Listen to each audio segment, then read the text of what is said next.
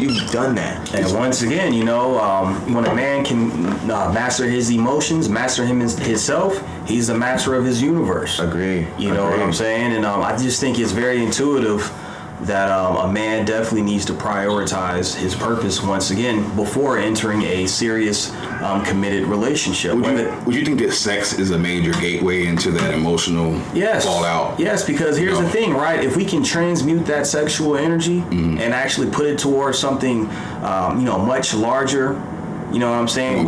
More important, whether it be a business venture, your fitness goals, a particular book that you want to read, right? The sex is gonna get there. I think a lot of men, including ourselves, have been at a point where we were kind of addicted. We're keep it real. We're programmed to be addicted. Think about to the sex. music, bro. The author of Confusion is at work right now at an all-time high. We obviously know who the author of Confusion is. Yes, Tyler Perry. He is an author of Confusion, but the major player is Lucifer, right? And we're seeing it with music right now. We're seeing it in the political world. We're seeing it.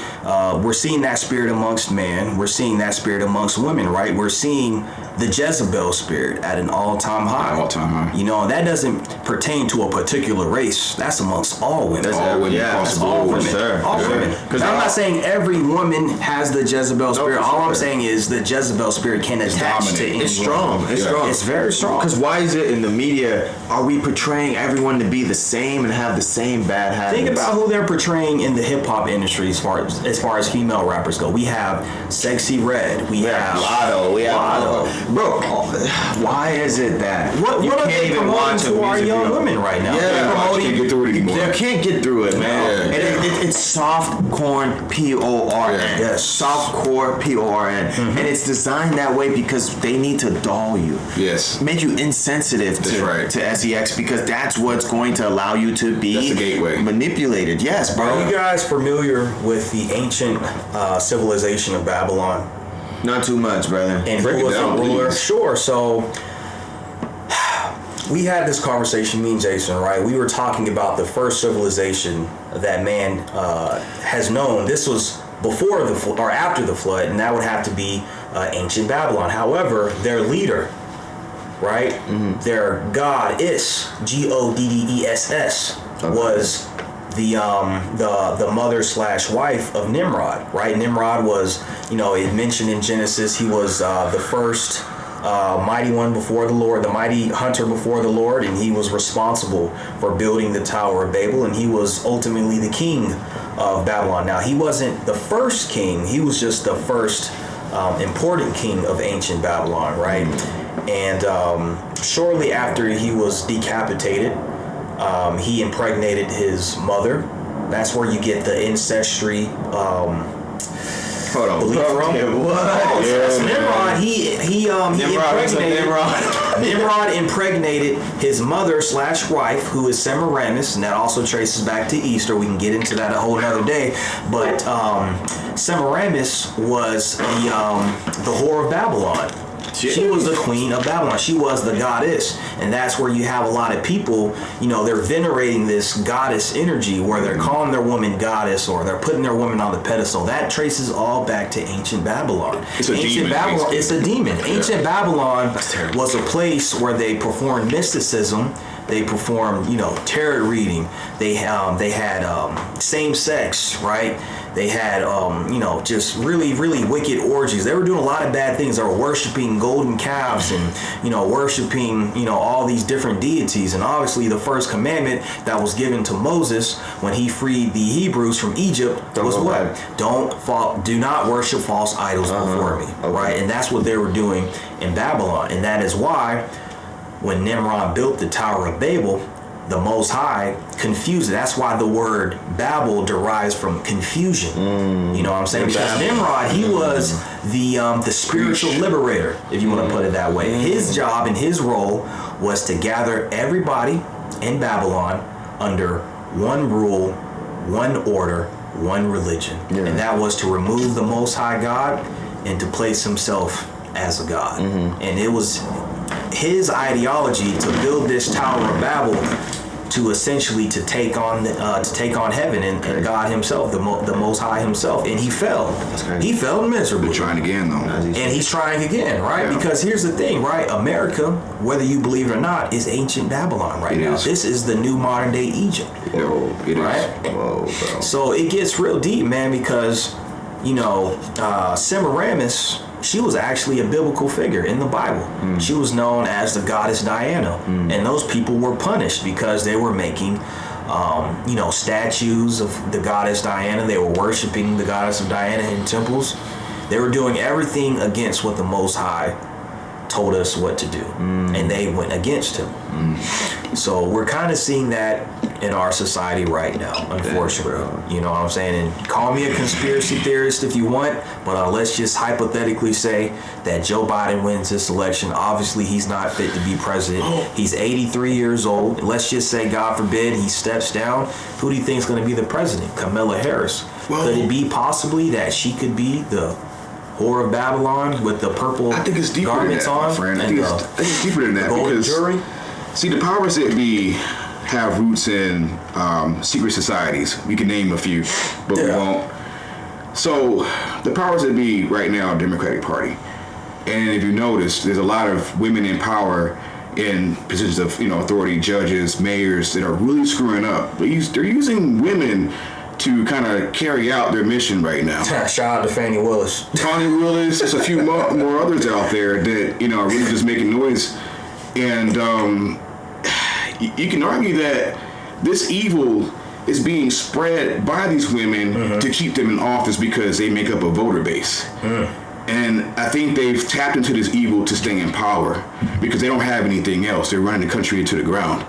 So maybe this is orchestrated just to maintain power indefinitely, because it's set up that way. If you realize, watching TV, how they just push the female protagonist on us, and they make the males out to be, regardless of race, to be the bad guy or a subordinate role, and it's not balanced at all. We're beyond women's rights. We're under oppression by women at this point. I just wish people would realize that. It's about the duality. You need every protagonist story. You need the antagonist.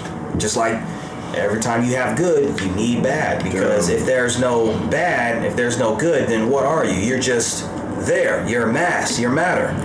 Yeah. You know what I'm saying? Yeah, you look at very popular TV shows, and I even hate watching TV. It's just very idiotic. It's the idiot box. It's stupid, but you look at the biggest TV shows these days, like Family Guy, for example.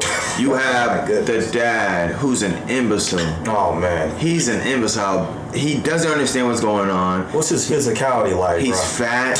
He's stupid.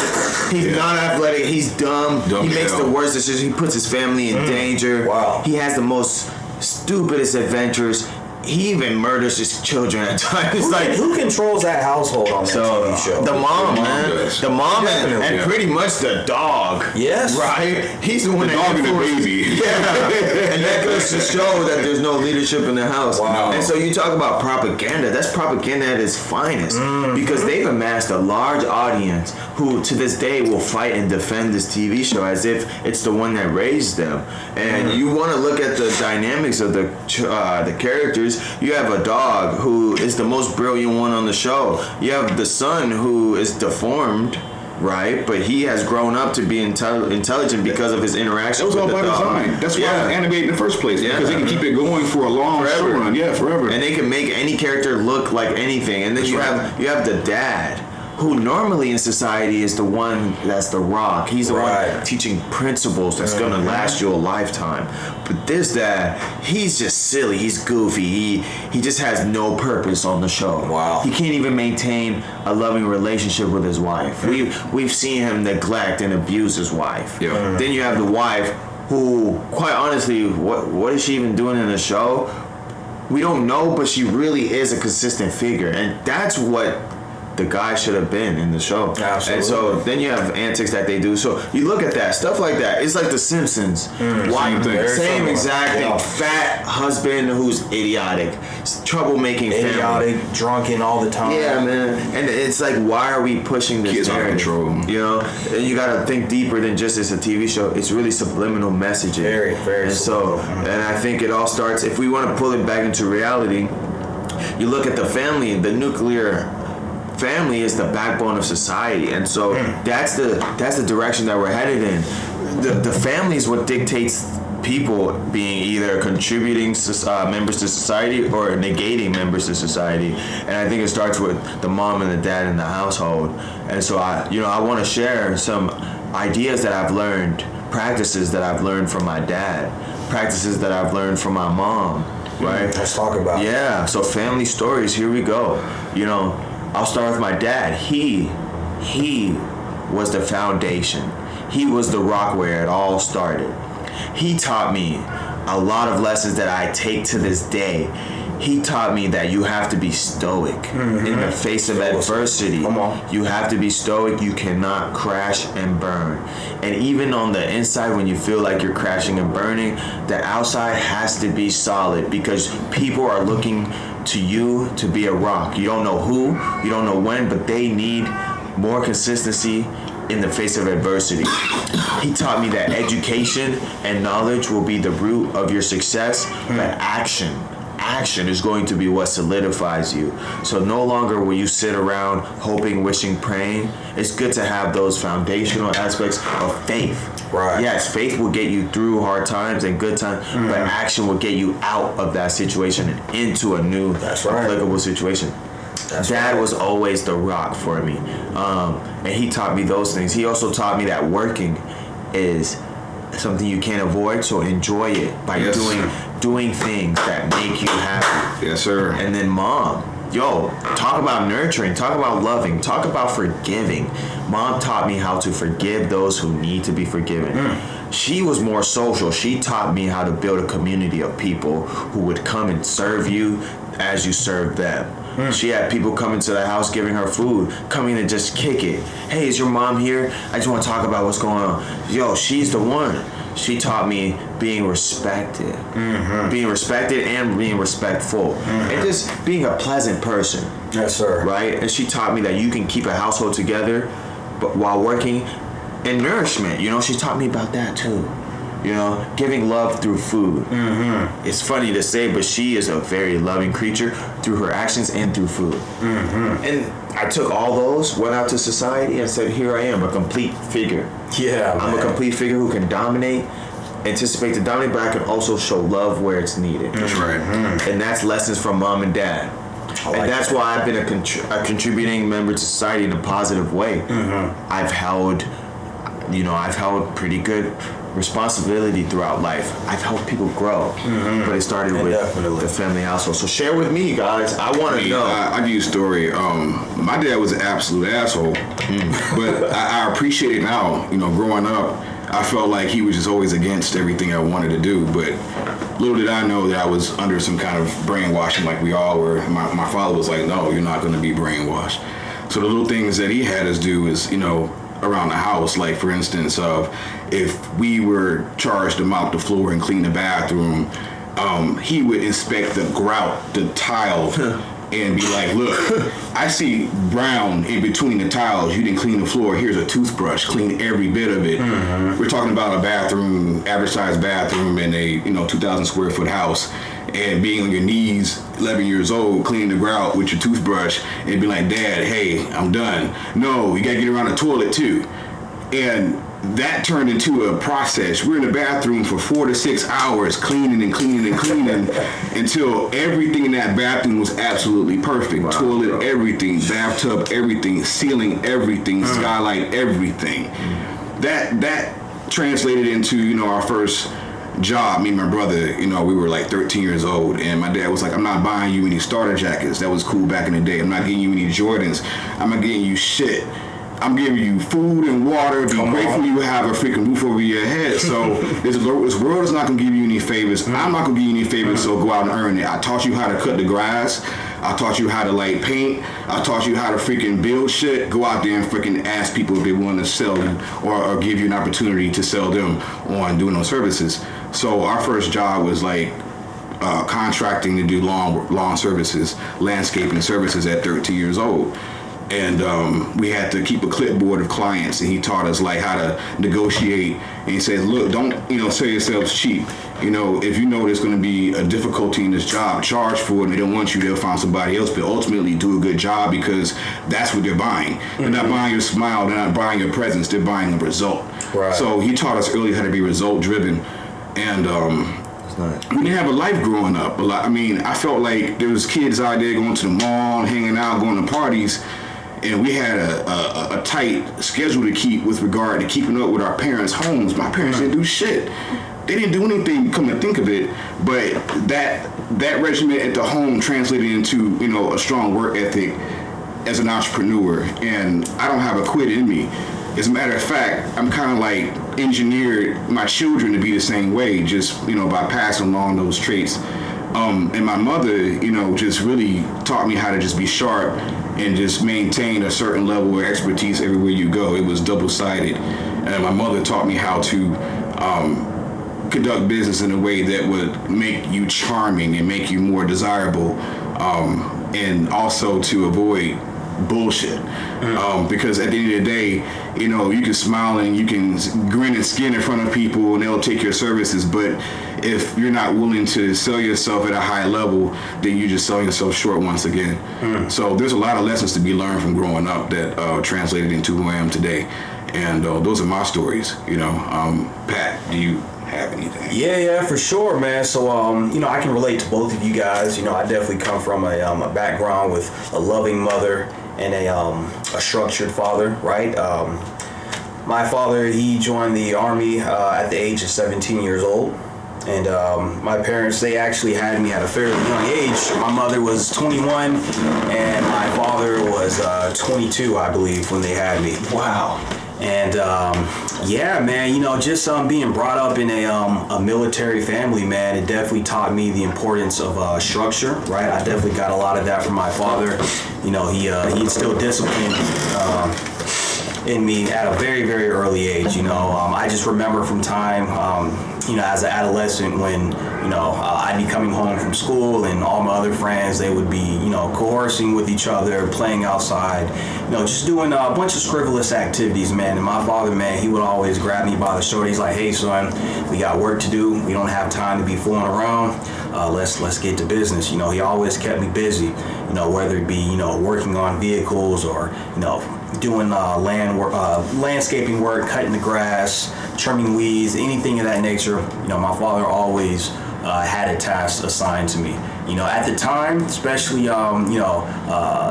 junior, senior year, I kind of I had a little bit of animosity towards him, because I wasn't allowed to do a lot of the things that my friends were doing. But now, as an adult, as a mature young man that I am now, I actually respect my father for those lessons. Amen. And those things that he distilled in me, because he was doing that to protect me. Yeah. You know what I'm saying? As far as father and a son's relationship, it's going to be hard, tough love. And shout outs to my mother, man, because she was there from, day one until age 30 right now, man. She's always been a lover, a hard lover, a soft lover. She was always there for me, man. She always made my sandwiches for me in pre-K, man. And, my mom, she's always been health conscious, man. So while all my friends were eating, ham and cheese sandwiches or peanut butter and jelly sandwiches, my mother was making me peanut butter and natural honey sandwiches on wheat bread. My mom didn't want me drinking a lot of whole milk, right? And as a matter of fact, my mother, she was a vegan before veganism was popular. Wow. My mom was a vegan back in 2011. That's crazy. I'm talking about no fish, no eggs, no none of that. Early. So my mom also had a very a structured lifestyle. She had standards, right? I'll be honest with you guys, man. My mother, she wouldn't even allow me and my sisters to bring meat in the house. That's how disciplined she was. Now, am I carnivore slash herbivore now? Yes, but my mother instilled those lessons into me at an early age. So, I've already proposed to myself by the age 40, I'm actually going to remove red meat, and then I'm going to slowly remove chicken out of my diet. I'm going to eventually go to a pescatarian diet. And I've spoken to my mother about it, and I've spoken to my father about it, and they both support my decision, right? You know, if you guys stick to the dietary laws in the good old book of Leviticus, chapter 11, it literally gives a list of the things we can and cannot eat. You know, we're experiencing a obesity amongst Americans at an all-time high right now. I want to say back in 2023, 1 out of 4 Americans were overweight, and I want to say now in 2024, man, I want to say probably 1 out of 3. 1 out of 3 are overweight, and we can also blame despite the economy being bad. Despite the economy on that, we can blame that on the abominable foods that we're putting in our bellies, whether that be swine. And trust me, I get it. For all my black folks out there, hey man, I'm a brother too, all right? We really got to slow down on the barbecuing the pork and eating the bacon in the morning. We got to slow down on that. You know, the contributor is basically people are realizing that cooking at home and going out to eat are about the same finance-wise. Yes and no. And well, to you and I, we understand the difference, but most people are just like, you know what, I ain't got time for this. I'm going to go to a drive-through. And here's the thing, right? Yes, paying attention to time is intuitive right now, but we don't want to make ourselves a slave to time, right? Yes, do I check the time, every 30 minutes? Absolutely, because I obviously have responsibilities and and duties to perform. However, one of my duties is to remove myself as a slave to the clock, and one of the best ways that I'm going to be removing myself from that form of slavery is investing. That's what we talk about on this show here, right? Because here's the thing, right? We can only gain active income for a set amount of time, right? Obviously, we all don't want to be, working for someone else, not necessarily your own job, you know what I'm saying? Because obviously, it is obviously most of our goals to be an entrepreneur, but, we don't want to be working at 50, 60, 70 at 70 years old for a different company, right? Yeah. And obviously when you do retire from the workforce, that passive income it's no longer valid. You're not gaining any more income that you're trading in your time for. So once again, that is why it's very important to double down right now and pick up some of these paper assets of these blue chip companies at a discounted price. You got to make yourself get out of that loop. That's the problem is you get stuck in the routine, even if it's a negative. That too is comfortable to just go through the routine of hey, drive through, come home, sit down and eat it. Watch a movie, watch a dumb show, go to sleep and repeat. Right. And that's a lot of Americans right now. Yeah. We don't have no form of structure. We have no form of discipline. You got to create yourself, right? I remember you mentioned, how some people may have anxiety where they check their weight on a daily basis. Well, check this out, right? I'm a 6'4" individual. I'm a lean, mean 215 machine. You know what I'm saying? 6'4", bro, for real. I'm 6'4", yeah. But here's the thing, though, man. I watch I'm 6'4", man. You know what I'm saying? But I watch my weight, man. Maybe not every day, but at least every other day. You know what I'm saying? I like to keep my weight fluctuating from 215 to a 225, man. You know what I'm saying? I don't want to go over 225, and I don't want to go under 215. And the one of the main reasons how I'm able to kind of stick to that weight is my diet. You know what I'm saying?